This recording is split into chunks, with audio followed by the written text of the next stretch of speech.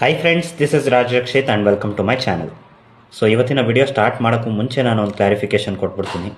ಸ್ವಲ್ಪ ಗಂಟ್ಲು ಕಟ್ಟಿದೆ, ಕೋಲ್ಡ್ ಕೂಡ ಇದೆ, ಹಾಗಾಗಿ ಸ್ವಲ್ಪ ಕಷ್ಟ ಆಗ್ತಾಯಿದೆ ವಿಡಿಯೋ ಮಾಡೋದಕ್ಕೆ. ಬಟ್ ಆದ್ರೂ ನಾನು ಈ ವಿಡಿಯೋ ಮಾಡ್ತಾಯಿದ್ದೀನಿ.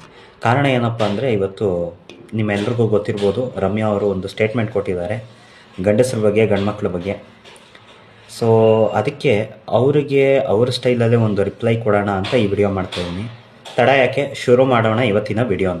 Miss Ramya, despite being in film and politics, you are completely unaware of the historical events where men have always protected, safeguarded and secured women. That shows your lack of knowledge. I think you need to know certain historical incidents so that you get your knowledge and intellect right. Miss Ramya, you should be aware of Mr. Jyotiba Phule. He is a man. He is founder of women education. In earlier times, education was strictly prohibited for women.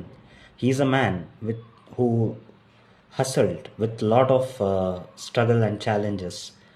Despite all that, he was the founder of women education. The girl childs and the women and the so-called feminism creatures like you have been raised right only because of Mr. Jyotiba Phule. If he had not done that attempt, imagine how pathetic your situation would have been in the present times. The greatest man born ever on earth, who has given us the constitution, Dr. B.R. Ambedkar sir.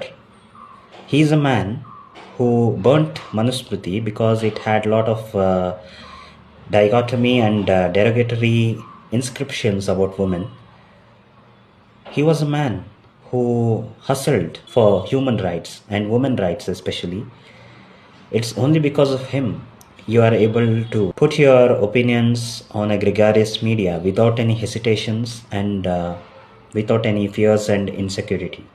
So you must be aware about that man largely contributed, sacrificed and supported women in the past.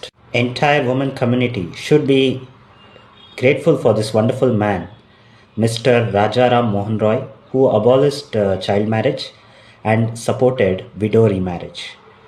If Rajaram Mohan Roy sir had not implemented those rules and regulations, imagine your pathetic state in present times. You would have spent most of your teen and your adulthood in your husband's home.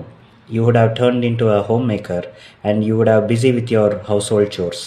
Have little bit of respect towards man and man community. And Ramya ಅವರಿಗೆ ನಾನು ಇನ್ನೊಂದು ಮಾತು ಹೇಳೋಕ್ಕೆ ಇಷ್ಟಪಡ್ತೀನಿ. ದಯವಿಟ್ಟು ರಮ್ಯಾ ಅವರೇ, ನೀವು second PUC NCERT human biology subject text ಬುಕ್ನ ತೊಗೊಂಡು ಒಂದು ಸತಿ ಓದಿ, ಎಂಟೈರ್ ರೀಪ್ರೊಡಕ್ಟಿವ್ ಸಿಸ್ಟಮ್ ಚಾಪ್ಟರ್ನ. ಒಂದು ಹೆಣ್ಣಿನ ಬಳಿ 2 X ಕ್ರೋಮೋಸೋಮ್ ಇದ್ದರೂ ಕೂಡ ಅವಳು ಇನ್ನೊಂದು ಹೆಣ್ಣಿಗೆ ಜನ್ಮ ಕೊಡೋಕ್ಕೆ ಸಾಧ್ಯ ಇಲ್ಲ. ಅದಕ್ಕೆ ಗಂಡಿನ ಅವಶ್ಯಕತೆ ಇದೆ. ಅದೇ ರೀತಿ ಒಬ್ಬ ಗಂಡು ಇನ್ನೊಂದು ಗಂಡಿಗೆ ಜನ್ಮ ಕೊಡೋದಕ್ಕೆ ಸಾಧ್ಯ ಇಲ್ಲ. ಒಂದು ಹೆಣ್ಣಿಲ್ಲದೆ ಅವನಿಗೆ ಹೆಣ್ಣಿನ ಅವಶ್ಯಕತೆ ಇದೆ. As humans, men and women can only financially be independent, but biologically, emotionally both are interdependent. ಅದನ್ನು ತಿಳ್ಕೊಳ್ಳಿ. ಇನ್ನು ಮುಂದೆ ಸುಮ್ಮನೆ ಫೆಮಿನಿಸಮ್ ಫ್ಲ್ಯಾಗ್ ಹಾರಿಸ್ಕೊಂಡು ಈ ರೀತಿ ಪ್ರಿಪಾಸ್ಟಸ್ ಸ್ಟೇಟ್ಮೆಂಟ್ಗಳನ್ನ ಕೊಡೋಕ್ಕೆ ಬರಬೇಡಿ. ಯಾಕಂದರೆ ಇದನ್ನ ಟ್ಯಾಕಲ್ ಮಾಡೋದಕ್ಕೆ, ಹ್ಯಾಂಡಲ್ ಮಾಡೋದಕ್ಕೆ ನಮ್ಮಂಥ ಇನ್ಫ್ಲೂಯೆನ್ಸರ್ಸ್ ಇದ್ದೇ ಇರ್ತಾರೆ. ಇನ್ನೊಂದು ವಿಷಯ, ಹೆಣ್ಣಿಗೆ, ಹೆಣ್ಮಕ್ಳಿಗೆ ಗೌರವ ಕೊಡೋದನ್ನು ನಿಮ್ಮಂಥ ಸಿನಿಮಾ ನಟಿಯರಿಂದ, ಫೀಮೇಲ್ ಇನ್ಫ್ಲೂಯೆನ್ಸರ್ಸಿಂದ ನಾವು ಕಲಿಬೇಕಾಗಿಲ್ಲ. ಯಾಕಂದರೆ ಈ ಭೂಮಿನ ಭರತ ಅನ್ನೋ ಗಂಡು ರಾಜ ಆಳಿದ್ರೂ ನಾವು ಇದನ್ನು ಭಾರತ ಮಾತೆ, ಭಾರತಾಂಬೆ ಅಂತ ಇನ್ನೊಂದು ಹೆಸರಿಂದ ಕರಿತೀವಿ. ಸೊ ಅದಕ್ಕೆ ನಾವು ಗಂಡ್ಮಕ್ಳು ಹೆಣ್ಮಕ್ಳನ್ನ ಎಷ್ಟು ಪ್ರೀತಿಸ್ತೀವಿ, ಗೌರವಿಸ್ತೀವಿ, ಆರಾಧಿಸ್ತೀವಿ ಅನ್ನೋದು ನಮಗೆ ಗೊತ್ತಿದೆ. ನಿಮ್ಮ ಒಪಿನಿಯನ್ಗಳನ್ನ ನಿಮ್ಮ ಹತ್ರನೇ ಇಟ್ಕೊಳ್ಳಿ. ಈ ರೀತಿ ಗ್ರಿಗ್ಯಾರಿಸ್ ಮೀಡಿಯಾನಲ್ಲಿ ಬಂದ್ಬಿಟ್ಟು ಸ್ಟೇಟ್ಮೆಂಟ್ಗಳನ್ನ ಕೊಡೋಕ್ಕೆ ಹೋಗಬೇಡಿ. ಎಸ್ ಫ್ರೆಂಡ್ಸ್, ಇದಾಗಿತ್ತು ಇವತ್ತಿನ ವಿಡಿಯೋ. ಈ ವಿಡಿಯೋ ಇಷ್ಟ ಆಗಿದ್ದರೆ ಲೈಕ್ ಮಾಡಿ, ಶೇರ್ ಮಾಡಿ, ಸಬ್ಸ್ಕ್ರೈಬ್ ಮಾಡಿ. ಆದಷ್ಟು ಶೇರ್ ಮಾಡಿ. ನನ್ನ ಪರ್ಸನಲ್ ಬೆನಿಫಿಟ್ಗೋಸ್ಕರ ಅಲ್ಲ. ಈ ರೀತಿ ಒಂದು ಫೆಮಿನಿಸಮ್ ಮೈಂಡ್ಸೆಟ್ ಇಟ್ಕೊಂಡು ಬ್ಲೈಂಡ್ ಫೋಲ್ಡ್ ಆಗಿರೋಂಥ ಕೆಲವು ಫೀಮೇಲ್ಸ್ಗಳ ಕಣ್ಣನ್ನು ಓಪನ್ ಮಾಡಬೇಕಾಗಿದೆ ನಾವು, ಅದಕ್ಕೋಸ್ಕರ.